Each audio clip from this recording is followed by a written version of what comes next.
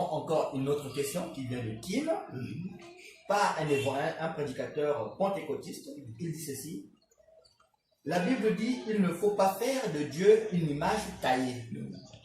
Mais pourquoi nous le voyons dans vos églises du message? Bien. J'ai toujours dit ceci que, vous voyez, quand vous lisez l'Ancien Testament, lorsque la manne tombait, un jour Dieu a dit à Moïse, prenez une corbeille, mettez-y la manne et mettez ça dans le lieu très saint. Savez-vous pourquoi? Pour que ça serve de témoignage. Ok? Il y a eu des disputes entre les tribus d'Israël. Pourquoi il n'y a que Lévi qui doit servir dans le sanctuaire, dans la maison de Dieu? Nous aussi, nous sommes les fils d'Israël. Qu'est-ce que Dieu a dit? Que chacune des tribus amène son bâton. Amenez tous les bâtons dans ma présence. Et quand on les a ressortis le lendemain, il y a un seul bâton avait fleuri, c'est celui d'Aaron, de la tribu de Lévi. Et qu'est-ce que Dieu dit à Moïse? Prenez ce bâton, mettez cela dans le lieu très saint, pour que cela serve de témoignage. Parce que demain, quelqu'un de la tribu de Benjamin, de Nephtali, de Gad, d'Ephraïm se lèvera pour dire, moi aussi je dois faire. C'est ce qui est arrivé au roi Osias. Lui de Juda voulait devenir sacrificateur. Mais il a oublié le témoignage de la verge seule d'Aaron qui avait fleuri pour dire qu'il n'y a que cela. Il n'y a que dans la tribu de Lévi que devaient sortir les sacrificateurs. Ce sont des témoignages. Aujourd'hui, nous vivons dans une période spéciale de l'histoire de l'humanité, de l'Église. Nous devions attendre un prophète, selon Malachi. Plusieurs se lèvent, c'est moi ceci, moi cela. Mais il y a un qui est spécial. Celui-là qui est le canal par lequel le secret du départ pour l'enlèvement a été révélé. C'est William Allen Branham. Alors, il n'y a pas de mal à ce que nous puissions afficher l'image, la confirmation surnaturelle de cet homme devant plus de 400 prophètes prédicateurs des États-Unis qui se disaient, moi j'ai la vérité, moi j'ai la vérité. Dieu honore Branham pour dire c'est lui qui doit être écouté. C'est un témoignage et point barre.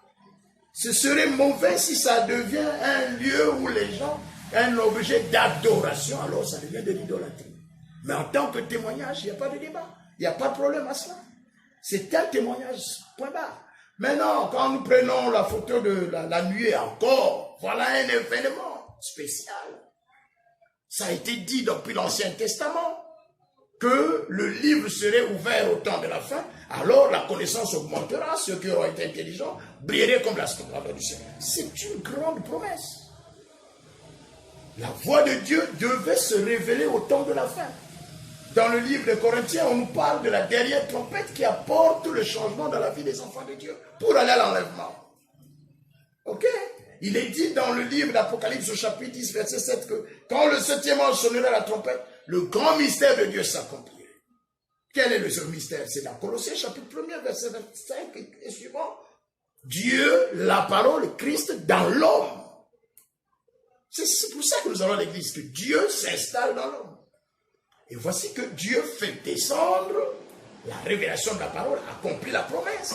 William Branham étant l'instrument par lequel Dieu parle, la nuée se laisse photographier dans le ciel.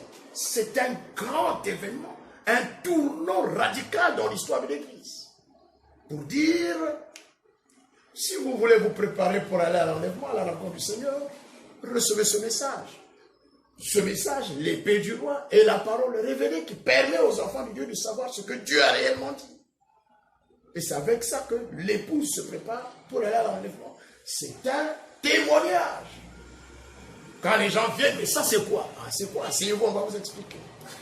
Ça, asseyez-vous, on va vous expliquer. Ça vous attire, ça vous aide à comprendre quels sont les événements les plus remarquables que le monde a eu dans ce temps. C'est dangereux de vivre et de servir Dieu sans connaître ce que Dieu fait dans votre jour. Voilà un peu, c'est simplement des témoignages.